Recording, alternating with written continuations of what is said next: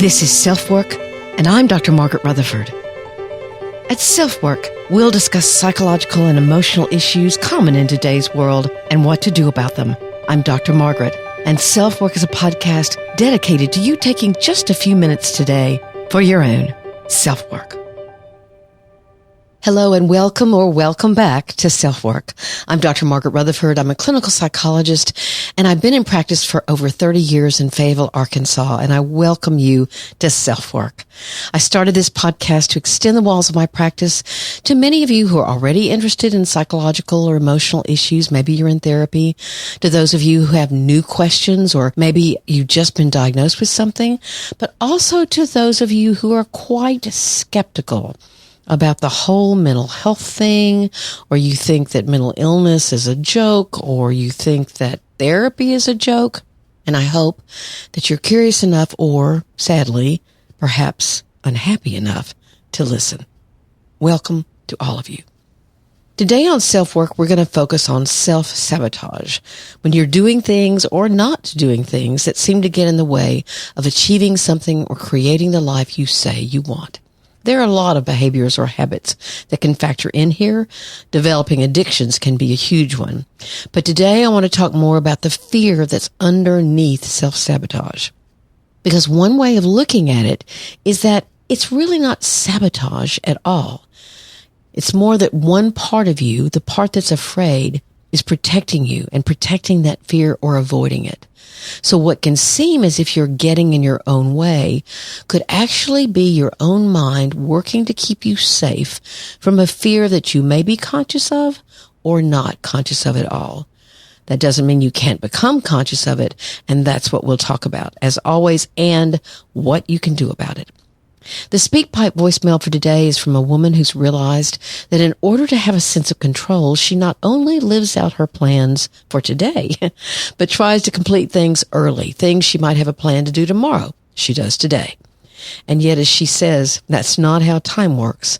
It sounds like it's all about control, and it fits in quite well with our topic of self-sabotage. Because how can you be in today when you're focusing on getting things done so tomorrow will feel more in control? Kind of an interesting question. Before we go on, let's hear from BetterHelp.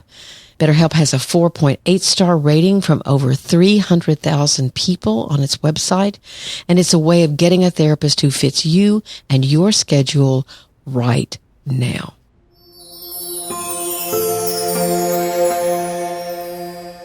"2022 is ending, which was a hard year for many, as they're trying to heal from the impact of the pandemic. And now we're welcoming 2023, with more people than ever needing help with anxiety and depression.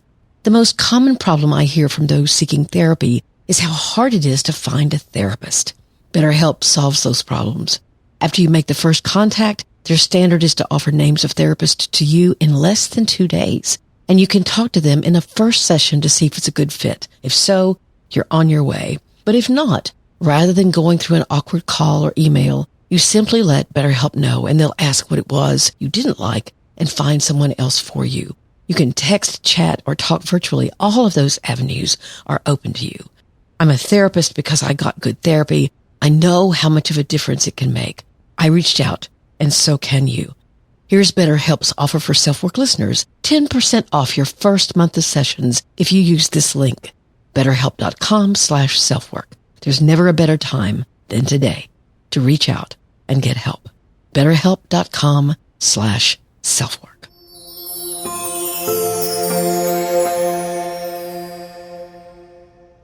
So I hope you'll be in touch with BetterHelp. One more thing. I have an announcement at the end of this episode, so I hope you'll stick around to hear about something I'm thrilled to tell you.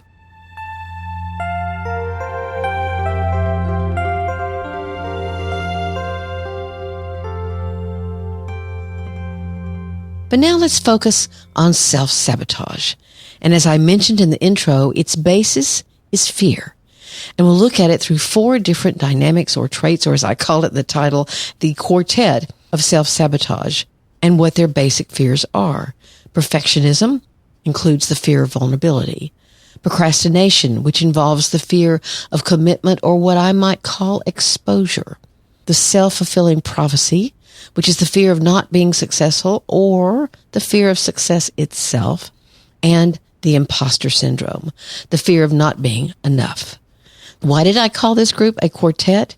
Because literally I imagine that all four of these are interwoven with each other, both the dynamics themselves and the fears that underlie them. Sometimes they're all playing at the same time. Gosh, I have done a lot of self-sabotage in my life. Picking romantic partners that I rationally knew weren't a good match for me, or where I was being manipulated or abused, starting something that was way too big a commitment to make, and stopping or shaming myself for stopping, or in that same scenario, sticking with that huge commitment and getting literally sick because I was so determined to do it. All of that could be some form of self-sabotage. So what got in my way? Simply not being self-aware enough to slow down and think through the rationality of my desires or goals, as well as what fears I had that could potentially get in the way of or sabotage my being successful in reaching those goals. The source of the problem is not being aware of not knowing yourself well enough or how your past has affected you and created fears for you that will likely cause self-sabotage. For example, how many times has someone told me that they couldn't keep on working on weight loss after a lot of success because of their fear of being more physically and or sexually attractive? Now, that's perhaps unfair. I understand that, but it happens many times, and that's a common effect of weight loss, more attention.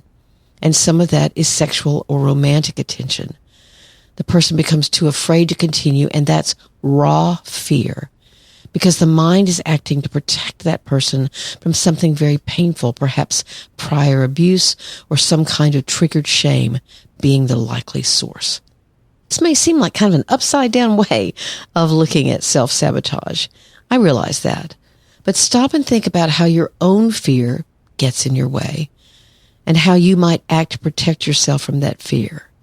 Maybe your mom died of breast cancer, so you don't go get your own mammograms, or you have them obsessively. Either one of those choices could be based in fear. Maybe your dad screamed at you that you'd never amount to anything, so you can't ever stop working and making more and more money, even though you rationally know that you have more than enough. Fear can keep you paralyzed or running away or in some fight or another. So what can look like self-sabotage is actually self-protection. But it's self-protection that causes the wheels to fall off, whatever you're trying to achieve.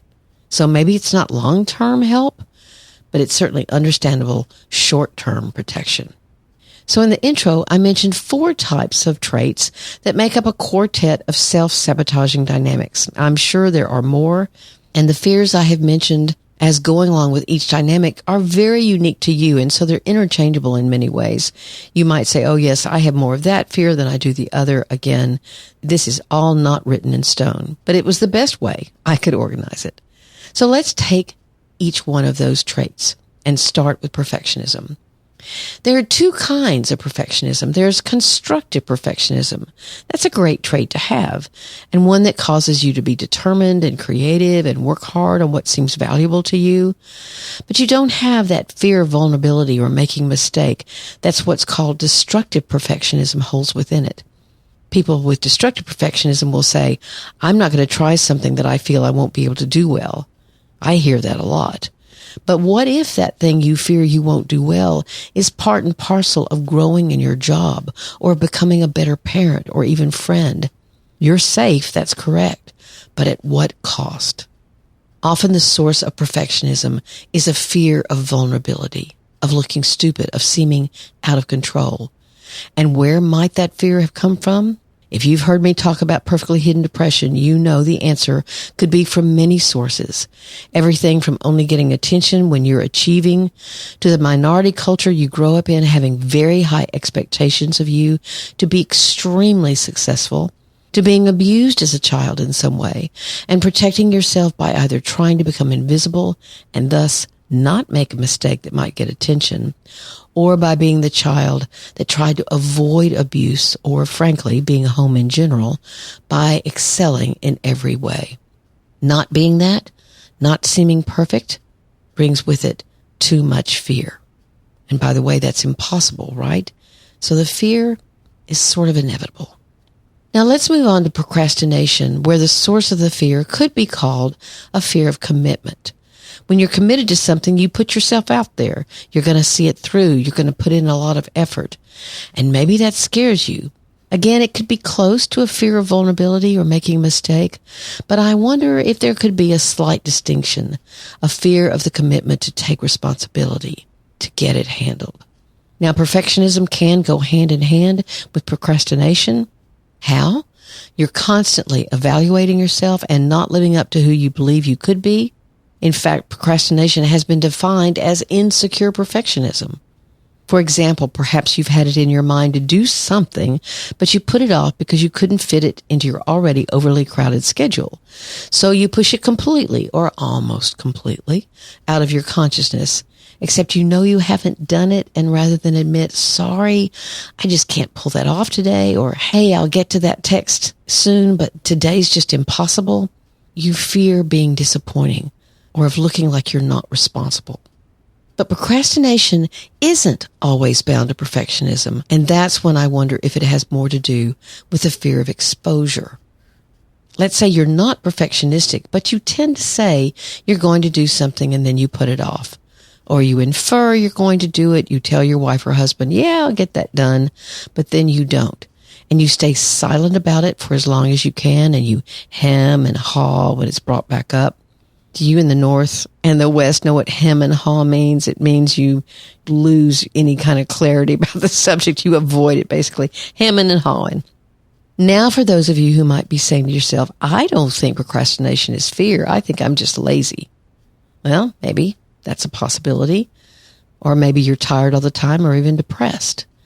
But again, my vote would be more toward this kind of procrastination or self-sabotage being about, quote, I'd rather not try to get it done and be disappointing that way than to do it and do it the wrong way, or feel exposed, like maybe I didn't really know how to do it, but I said I did.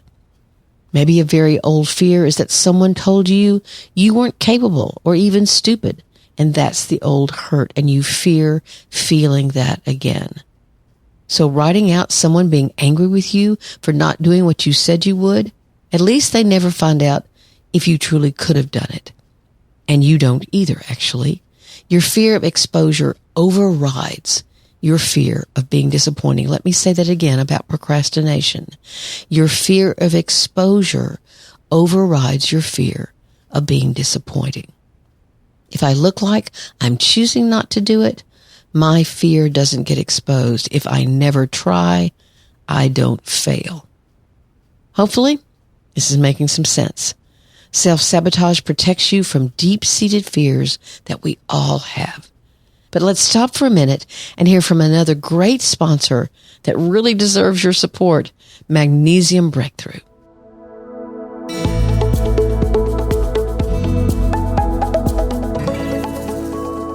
Hey guys, I want to share with you that recently I've been working on some very important projects that have very short deadlines, as always, right?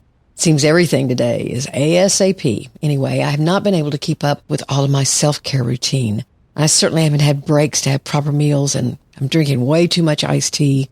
I was starting to get really stressed out when I remembered that the Magnesium Breakthrough I take every night is also a great support for stress management. I'd kind of forgotten that. In fact, magnesium is responsible for over 300 body reactions, and Magnesium Breakthrough is the only magnesium formula that delivers all 7 different forms of magnesium. I didn't know there were 7 forms. One of them being feeling more calm, centered, and in control of our stress. If you're trying to balance life demands, give it a try. Trust me, your mind and your body will thank you for it.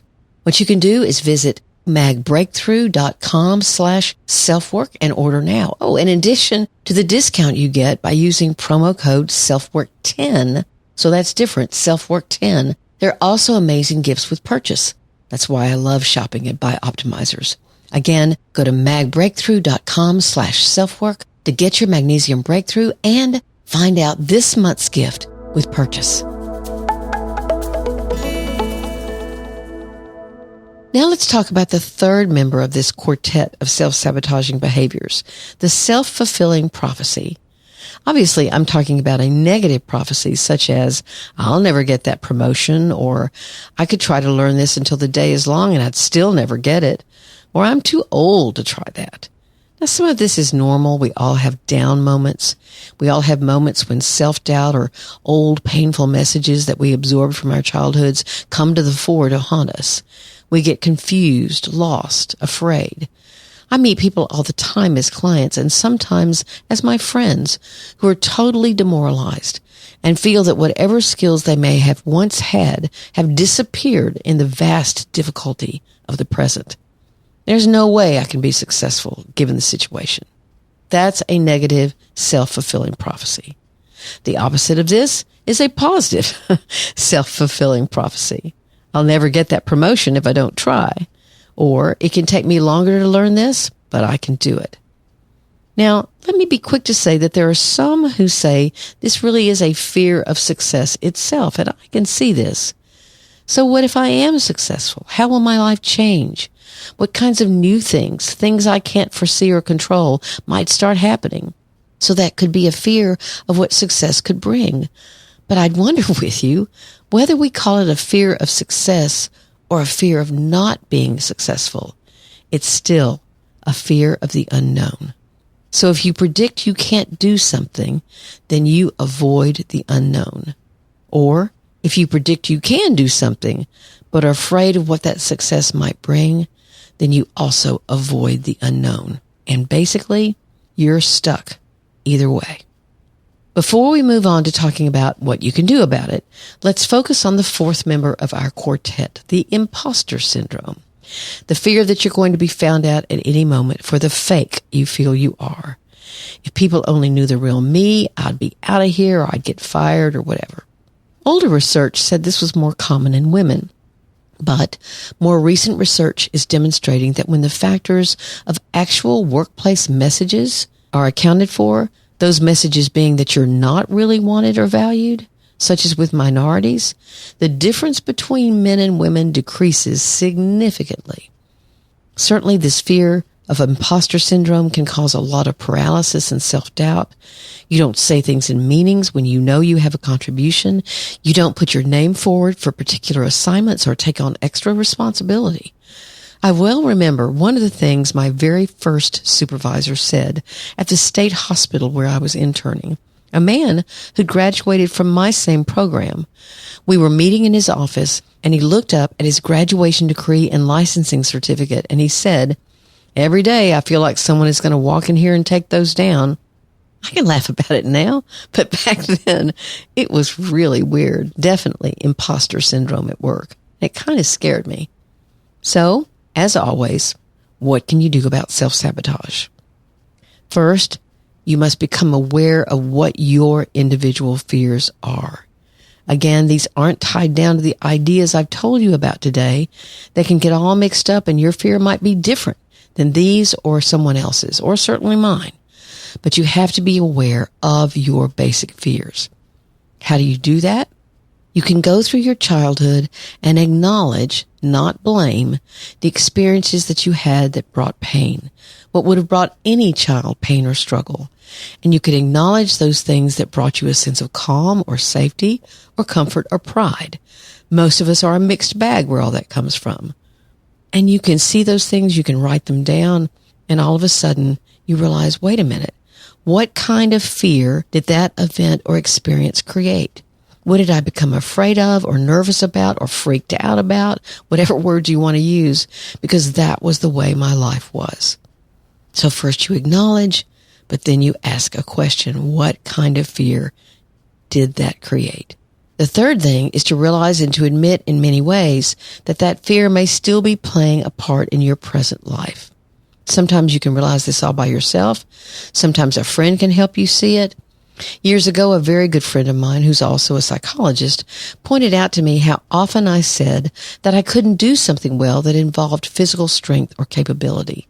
She wondered whether that was because I'd been a sick kid, and one of my go-to fears, my own version of self-sabotage, was that I was going to fail if I tried to do something physical.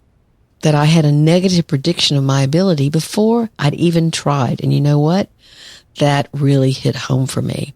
So I tried to change that and monitor that fear since then. But it might take a therapist to help you with this. Not necessarily, but it might. And there's a fourth step.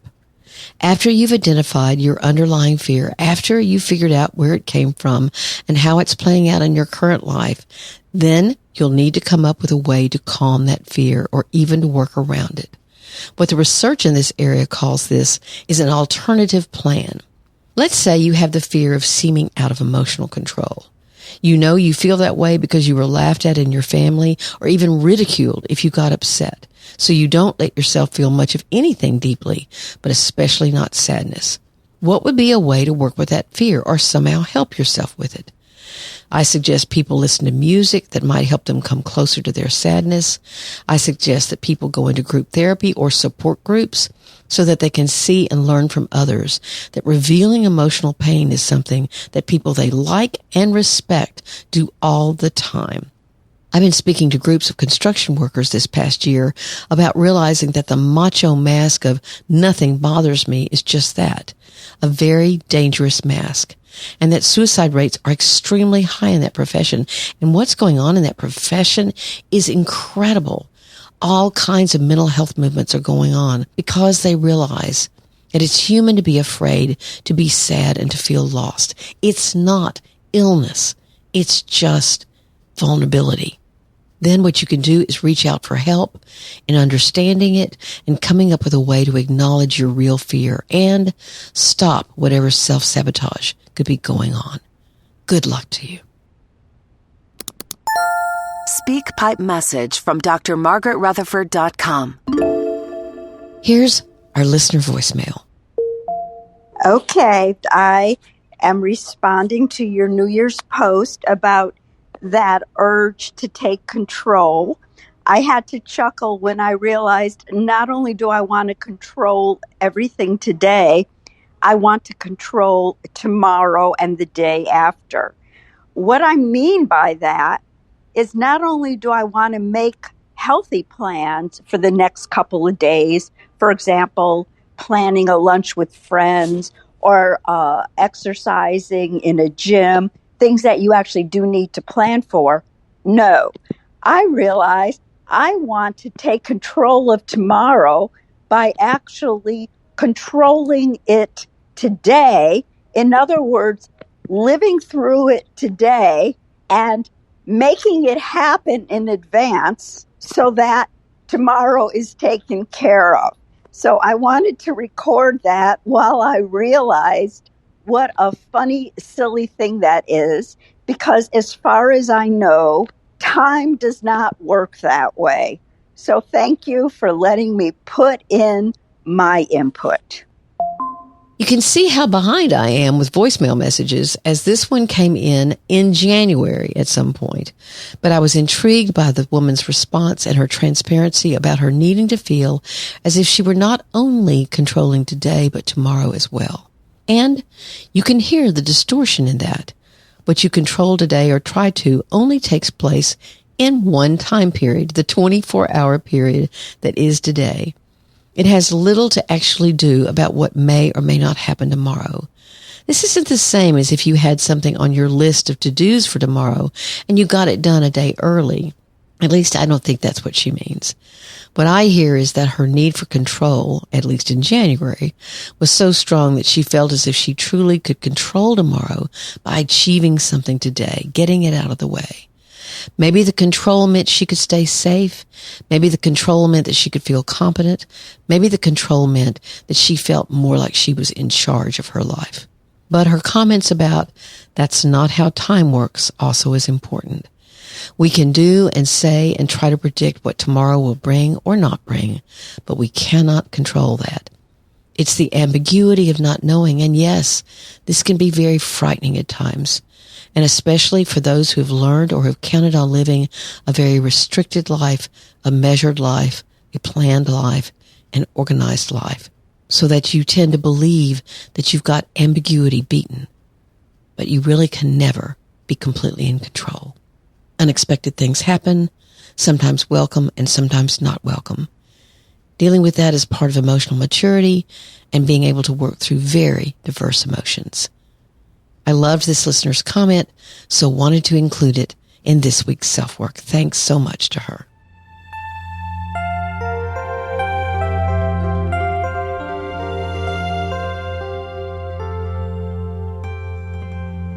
You may have been wondering why the structure of Self-Work has changed a little bit during the last few weeks. We've offered many more interviews, and there's a reason why. I love interviewing people to bring their stories and ideas to you, but it also really felt great to sit down over the weekend and write another solo episode, this one on self-sabotage. But I've got some exciting news to give you. I've been selected to give a TEDx talk in Boca Raton, Florida at the end of May of 2023. That's May the 20th to be exact. I'm more than honored, and since it's not very far away, I've been hard at work with a coach on my actual speech. It's coming along, and with every day that passes, my sense of gratitude grows, as does both my nervousness and determination. Y'all are the first to know other than my close friends and family. So thank you so very much, Self-Work family, for being here and lending your support to me as a psychologist and speaker and someone hopefully having an idea worth sharing, which is what the TED stage is all about. My gratitude to you. Thank you all for being here today. We've got some new things happening in 2023, not just the TEDx, but we've got some new ideas coming your way. We've got a new format and some other ideas coming our way. So hope you'll tell your friends all about Self-Work. Leave us a rating or review wherever you listen, especially on Apple Podcasts, because so many people listen there. And my heart warms when I see, especially a written review there. Thank you so very much to the people that have taken the time to do that. You're very special folks to me. You can subscribe at drmargaretrutherford.com, and you'll get a weekly newsletter with my blog posts, my podcast, and anything else that's going on, like the TEDx I'll tell you about. I do have a new arrangement with the app called MealMind, MEOMIND.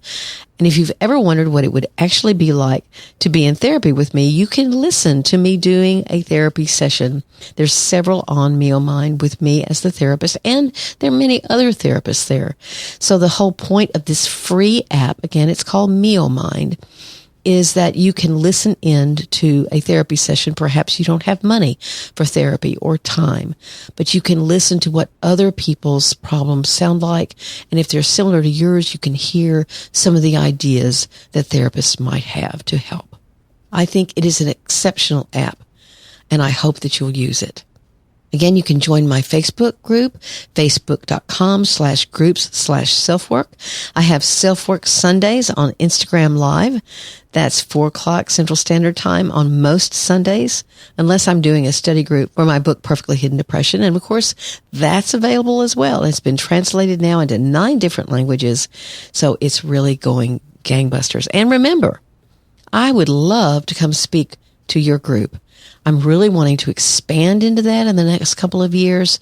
I can talk about mental health in the workplace. I can do all kinds of things for your group. So I hope you'll reach out to me at askdrmargaret@drmargaretrutherford.com. Thank you for being here today. It's always an honor that you share your time with me, because I know that time is very precious. Please take care of yourself, of the ones you love, and of your community, and be kind. I'm Dr. Margaret, and this has been Self-Work.